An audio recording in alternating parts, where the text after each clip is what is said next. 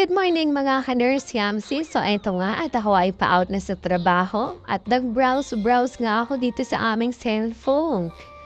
So pag-open ko nga dito sa aming Facebook, nakita ko itong lechon na nakakagigil na ito. So ayan, tingnan niyo naman, parang napakalutong niya. Diyos ko Lord, putok-batok na naman to. So nakalagay dito is open sila pag Saturday. Nakalagay na din dito kung magkano ang per kilo. Ayan, for example, 1 kilo 800, half kilo 400, styro 200. So hindi na nga ako nakatiis, no? Pumunta na talaga ako after ng duty hours ko.